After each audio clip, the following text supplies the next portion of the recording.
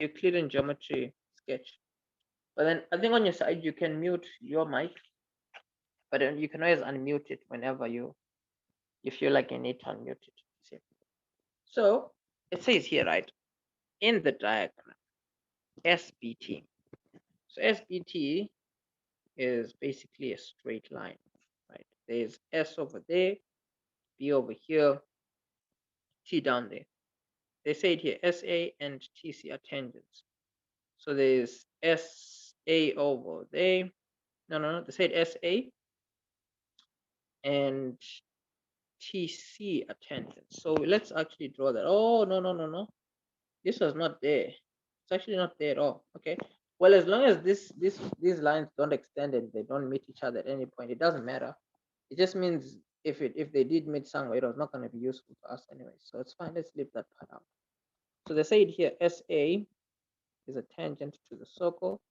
Then they also said that TC is a tangent to the circle. So automatically, as long as we read these two things, we should be thinking of the tan chord theorem, meaning already we should be seeing that, okay, there's a tangent here and a chord. So this angle here is equal to that one. And then on this side, there's a tangent here and a chord. So this line here is equal to that, you see. So that's fine. It's all good. It's all nice. Now, fortunately, the funny thing is, right, with the tan chord theorem, I mean, the way this is looking, right? Let me see a tangent chord. This is the angle opposite. Tangent chord. This is the angle opposite. Okay, fine. Now they say it here, right? These are tangents to the circle at B and A, no, at B and A respectively, or and C actually. They said here they're tangents to the circle at B. So there's B over there. So there's another tangent here, which we can also put down in yellow. See. So I would say the only trick with Euclidean is not rushing when reading the statement, or not rushing when reading the description. You see, the only thing with math is there's just always so much urgency, because sometimes there's always the thought that time is running out, but there's plenty of time. So here we also have the tan chord here. This angle is going to be equal to that one. So we might as well put that in purple, because we can keep track of what's equal. So here we are saying that there's a tangent here, there's a chord here. See, so the tan chord theorem. So this angle here is equal to that one. You see. Now these ones are already then equal to each other because they're equal to the same thing. So automatically, I mean, like if we're adding more to this sketch, because we're just seeing it, right, as we're analyzing, as long as these two angles are equal, it means that these two lines have to be equal to each other as well. You see, because if two opposite angles are equal, it means that the two opposite sides are also equal. So all this that we're doing, I mean, like I kid you, I mean, one thing we can already count on is when we will start reading our questions, their questions are always going to be leaning towards these kinds of things that we're putting out here. So even though now we're talking about the tan chord theorem, we say there's this side equal to that because of the tan chord theorem. This side also is equal to that because of the tan chord theorem, which also then adds the fact that, okay, fine, as long as these two angles are equal, it means that these two lines are equal. See, plenty of information to go around. So here they then said AB, there's A here, B here, it's produced to P, fine. And then they also have here AC is produced to Q. AC is produced to Q, such that T lies on line PQ. So there's T over here, which is fine. So even though we said this, that we said for the previous statement, this we could have easily said it because this is a line, or these are two tangents from the same point. See, remember there's a law that says two tangents from the same point are equal in length. So that's how we would still be able to say these are equal. Same here, there's a tangent coming from S going this way, tangent coming from S going that way. So tangents from the same point are equal in length. So all that information, it has to complement each other. And then here it says the triangle APQ. So there's A here, there's P there, there's Q there. It's the big one. they say that in this big triangle, right? Let me actually draw it here so that we can try and like highlight the proportionality laws and all that shandies. So here you have this kind of a sketch. There's A here, there's C here, there's Q here, there's P there, there's B there. So this being said, or this being done, right?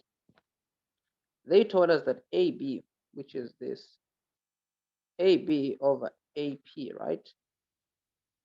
AB over AP is equal to AC over AQ. So that's just an expression that they are giving us. So in light of that expression, as long as this side is equal to this ratio here, it basically means that these lines are parallel. So those are some of the things we should always be able to like put on our sketch based on the information that they've given us. So all this information, it sounds like we have just been blabbing, but I can safely bet that 80% of the questions they're gonna ask us, we have already practically answered them here. But let's see. For the first question out of 4, they want, with reasons, obviously, as always, they said here, use the above information to prove that A2 is equal to T1. So there is A2 over there, and there is T1 down here. So obviously, if you're going to prove that an angle up there is equal to something all the way down here, there has to be like some kind of a chain. And we can already see our chain, you see. We're going to say that this angle is equal to that one because of the 10 chord theorem, as we have already stated. And then here, these two angles here are alternating angles. See, because this, we're going to say these lines are parallel to each other. So already, with all the talking that we were doing, it has easily given us the roadmap to saying that A2 is equal to T1. Because what you want to do is, you want to start, you can actually, the easiest way to do is find something equal to A2, right? So let's write that down. So for 8.2.1, we need something equal to A2. A2 is equal to C2 because of the 10 chord theorem. So let's write that down. A2 is equal to C2. The reason is 10 chord theorem. Now, all you want is to find something that T2 is equal to. So even if you don't want to use what you may call, well, whichever way, right? It does similar. We kind of have to use C2 because we just have to say here C2 is equal to T1. But before we can say that, we have to say that BC is parallel to PQ. We have to tell them we know that. So here we're going to say BC, which is that line there. We have to tell them that it is parallel to PQ. The reason there is that we have here lines inside a triangle where the sides divide each other proportionally. So here, you stating that these are parallel, you can just write here proportionality theorem, you see, because that's the reason why they gave you this. Remember, whatever they give you in a description, they are giving it to you so that you can make use of it. So here we've stated that these are parallel because of the proportionality theorem. So the reason why we were saying that these lines are parallel is so that we can now state that C2 is equal to T2, I mean T1, so that we can see here T1 is also equal to C2.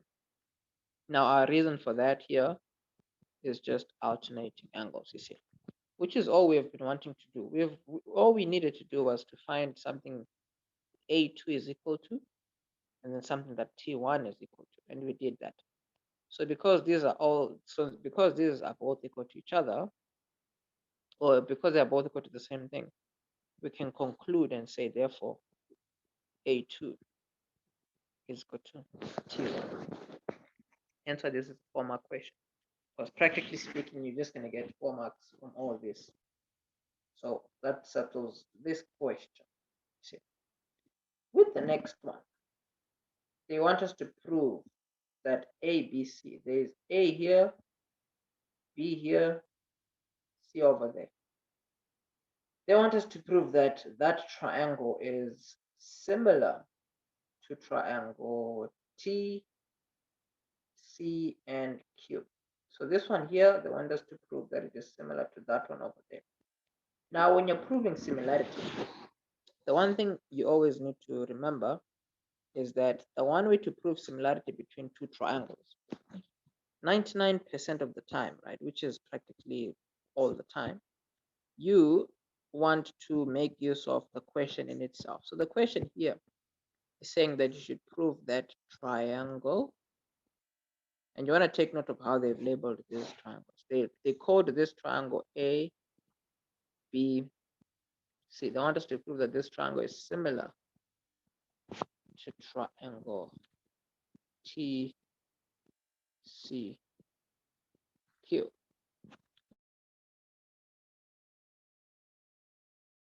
Right. The fortunate thing is that if you look nicely, this is ABC, right?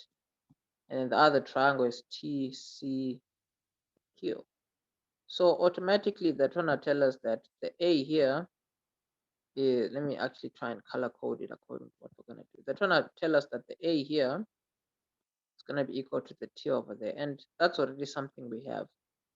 They're also trying to tell us that the angle C here is equal to the Q over there, which is something we can easily also say is true in our sketch, because if the C here is going to be equal to the Q there, that's definitely something true, because this and this, they are equal because of corresponding angles. So what I'm trying to say is, before you can jump into proving that these two are similar, all you want to do is use the hints. The way they have labeled these two triangles, right? That's how you can find out which two pairs of angles am I going to use to say that these triangles are similar. Because as long as you can use those two pairs of angles to say that your triangles are similar, you're good to go. Because the third ones, which is, for example, this one here and this one over here, right? You will always be able to say that they are equal because of interior angles of a triangle. Because as long as you show that two pairs are equal, the third ones automatically are equal to each other. So in writing, right, this is what we would write out. Firstly, we have to show that A here is equal to the T over there. So the A here is written as A2, the T here is written as T1. We know they are equal, we have just proven it. So we can say it is A2 equal to T1. That's been proven, so that's our reason.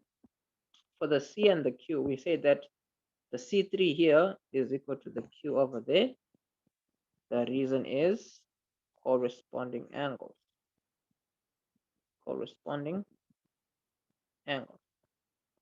Now, with that being said, what we also know is that as long as you have proven that two angles are equal, the third ones you can automatically say they're equal because of interior angles of a triangle.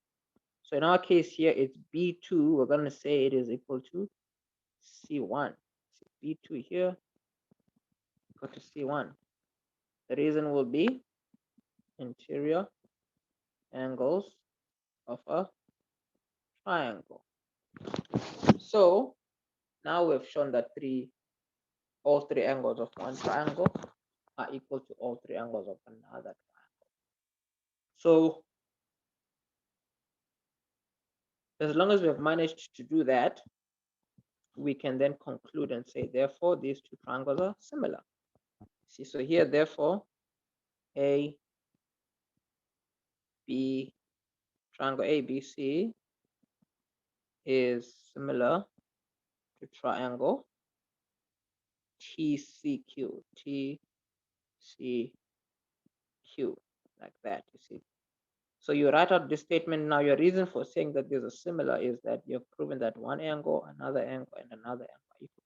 So that's what you say. You have a conclusion, and the reason for this conclusion is angle, angle, angle, which is all you always have to do when proving similarity between two triangles.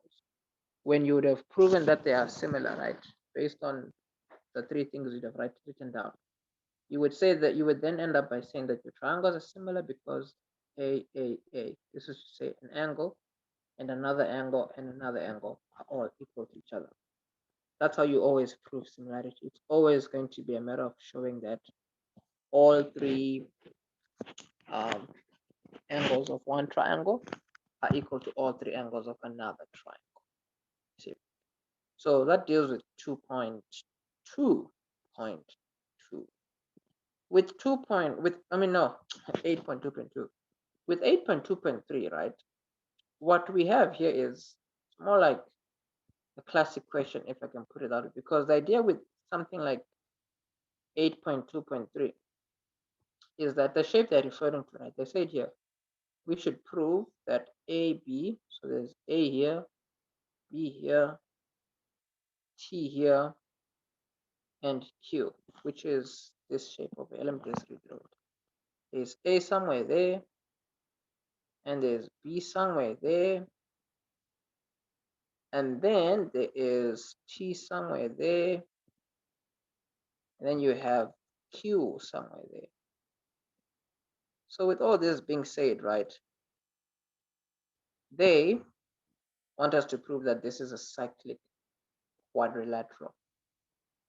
Now, if you're going to prove that this is a cyclic quadrilateral, the one thing you have to be comfortable with is laws of a cyclic quadrilateral. And with this kind of a question, it looks as though we're actually not going to struggle very much to prove that this is a cyclic quadrilateral. Because the one thing I'm already seeing here is that you see here, the one thing that's really helping us here is the fact that everything that we have, what you may call, shown to be equal to each other, we color coded it accordingly.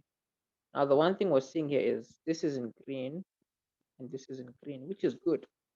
Because if you're going to prove that this is a cyclic quadrilateral, what we need here is an exterior angle. We want to show, we need to have an exterior angle that is equal to an opposite interior angle. And we do have that, you see. That's why with this question, I mean, it's out of 4, but it's just one statement, one reason, one statement, one reason, we're done. So we need to tell them that this angle, we need to show them that this angle is equal to that one, you see. So what we already know is, if you're going to show that B1 is equal to Q, remember we always say, find something Q is equal to, find something B1 is equal to, you see. So the one thing that Q is equal to is C3, we already know that, you see. So for 8.2.3, 8.2.3, we are going to say that they are both equal to C3 because Q is equal to C3 because of corresponding angles, and then B1 is equal to C3 because of the tan chord theorem. So let's say that C, we said here Q is equal to C3, Q equal to C3. The reason is corresponding angles. And then we're going to say here B1 is equal to C3.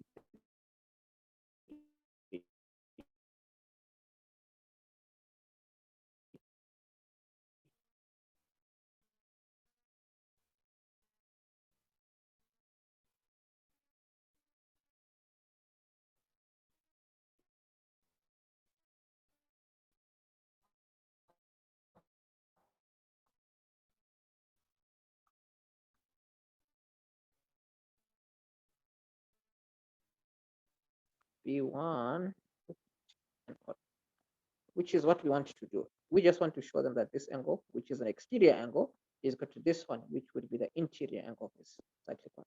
So here we're going to say, therefore, the shape here, right, which is the shape ABTQ. So we're going to say here, therefore, ABTQ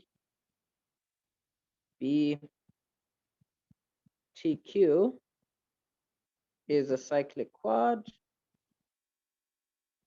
It's a cyclic quad because an exterior angle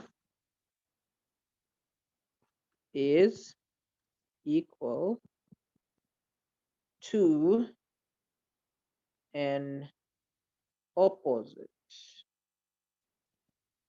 interior angle. There we go. And that's the way we like it. So again, that's the idea with Euclidean geometry. Whatever you're going to need to prove, you're always going to use things that are already there. You see, so here showing that these are equal, it's a matter of using things that are already in our sketch. 10 chord theorem, corresponding angles. And again, things like our corresponding angles here came from us making use of the proportionality theorem, us knowing the significance of why they told us this. They only told us this so that we can put these lines as parallel. So for 5 marks now, it says prove that TQ, there's T here and Q over there. They say prove that TQ is a tangent to circle TBC. So as you can see, that's not a difficult question at all, because as we always say, if you're going to prove that a line, which is in this case TQ, there's T here, there's Q there. If you're going to prove that this line is a tangent to a circle that would pass through T, B, and C, if you are going to prove that this tangent, right, would be a tangent to a circle passing through these points, the one way to do it is, as we always say, just show that the angle here at the tangent is equal to the angle here in the opposite segment, you see, which is the 10 chord theorem. So fortunately for us, because of how we have color coded it, you see, everything is already written out all nice and all dandy. So all we have to do is to show them that we know that B3 is equal to T1. So obviously we need to show that whatever T1 is equal to, B3 is also equal to that. And we can easily do it because of all the things we did when we're analyzing.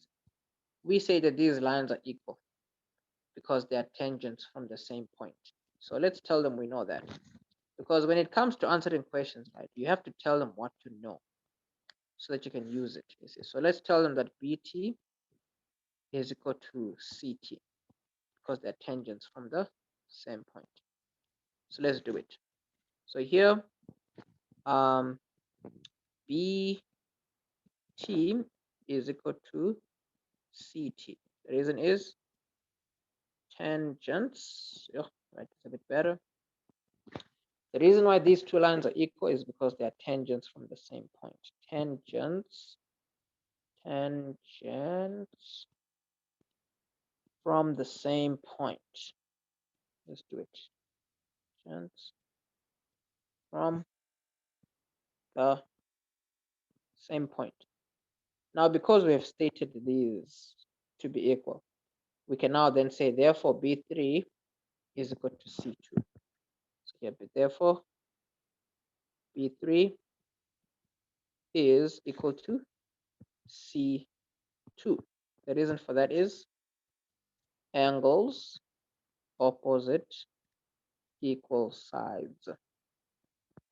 So because we've shown that B3 is equal to C2, what we need to show them is that T1 is also equal to C2 because those are alternating angles. You can just tell them that. So here, T1, which is down here, is equal to C2. T1 is also equal to C2, but the reason for this one is alternating angles. Alternating angles. So because they are equal to the same thing, it means that therefore T1 is equal to B3.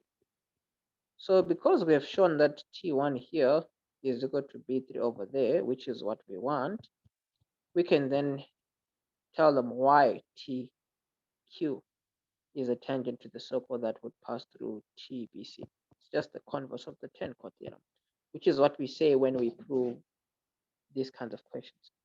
Here we're going to say, therefore, TQ is a tangent to circle, what's the circle now? To circle TBC,